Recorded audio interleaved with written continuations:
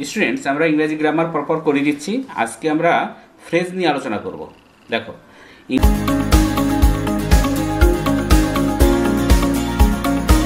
ইংরেজি সেন্টেন্সে মোটামুটি 5টি এলিমেন্ট থাকে, যেমন subject, verb, object, complement, adverbial. সংক্ষেপে এদের কি বলে?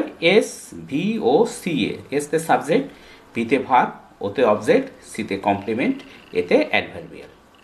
কোনো কোনো সেন্টেন্সে এই 5টি এলিমেন্টই থাকে, আবার কোনো কোনো সেন্টেন্সে 1টি, 2টি, 3টি বা 4টি এলিমেন্ট থাকে। যেমন ধরো 1 নম্বরে এতে আছে, দেখো হি সিংস, এখানে কি আছে? সাবজেক্ট আর ভার্ব, দুটো element.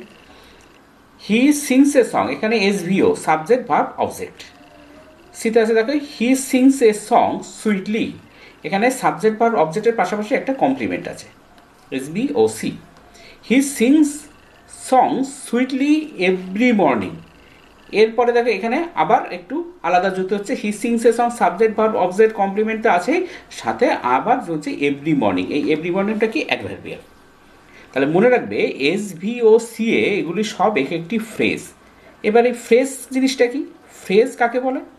Phrase is a word or a group of words without a finite verb. অর্থাৎ ফ্রেজ হলো এক বা একাধিক ওয়ার্ডের সমষ্টি যার মধ্যে কোনো ফাইনিট ভার্ব থাকে না।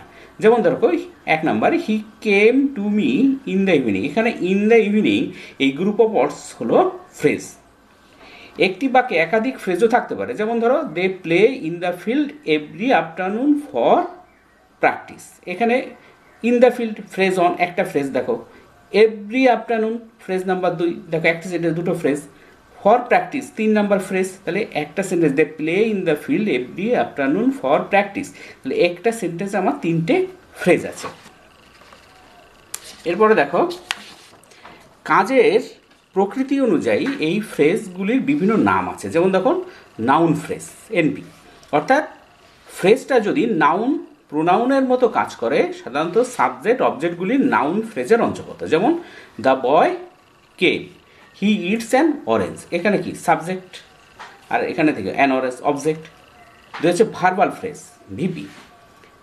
ভার্ব গ্রুপটাকে ভিপি বলে, এর মধ্যে auxiliary verb, principal verb, negative element এগুলি থাকে। যেমন দেখো হি ডিড নট গো, এখানে ডিডটাকে অক্সিলারি ভার্ব, নটটাকে নেগেটিভ এলিমেন্ট, আর গো হচ্ছে ফ্রেজাল ভার্ব।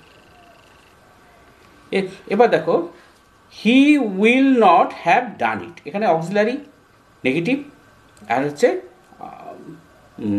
আবার হ্যাভটা অক্সিলারি, আবার এখানে প্রিপোজিশনাল ভার্ব দেখো এখানে রয়েছে। 3 নম্বর হচ্ছে অ্যাডভার্বিয়াল ফ্রেজ, এর মধ্যে পার্টিসিপাল ফ্রেজে চলে আসে। অর্থাৎ ফ্রেজটা যদি অ্যাডজেক্টিভের মতো কাজ করে, যেমন he was in a critical situation, এখানে অ্যাডজেক্টিভ ফ্রেজটা হি এই প্রোনাউনকে কোয়ালিফাই করছে, অর্থাৎ হি এই ব্যক্তিটার অবস্থা বোঝাচ্ছে। ঠিক যেমন একটা অ্যাডজেক্টিভ নাউন প্রোনাউনের অবস্থা বোঝায়। I see a boy crying for food, তাহলে সেই বয়ের অবস্থা বোঝাচ্ছে ক্রাইং ফর ফুড দিয়ে। এরপরে অ্যাডভার্বের ফ্রেজ দেখো, ফ্রেজটা যদি অ্যাডভার্বের মতো কাজ করে, অর্থাৎ ফ্রেজটা যদি প্লেস, টাইম, রিজন, কন্ডিশন এসব বোঝায়, তবে সেক্ষেত্রে সেটা হচ্ছে অ্যাডভার্বের ফ্রেজ। যেমন দেখো উদাহরণ দিলে বুঝতে পারবে। 1 number, he came in the night, time বোঝাচ্ছে, ইন দ্য নাইট সময়। They play in the field, জায়গা বোঝাচ্ছে place. He could not come for illness, reason বোঝাচ্ছে অসুস্থতার জন্য আসতে পারছে না। এরপর দেখো prepositional phrase, actually prepositional phrase মানে preposition plus noun phrase. Preposition in the garden, দেখো in the garden, preposition plus noun phrase, NP হচ্ছে noun phrase, the garden.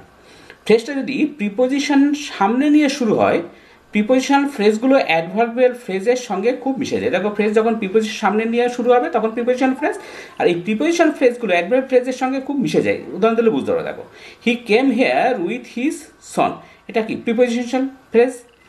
We are in the classroom, এটাও প্রিপোজিশনাল ফ্রেজ। আজকে পর্যন্ত, পরের video দেখা হবে। Thank you very much for watching.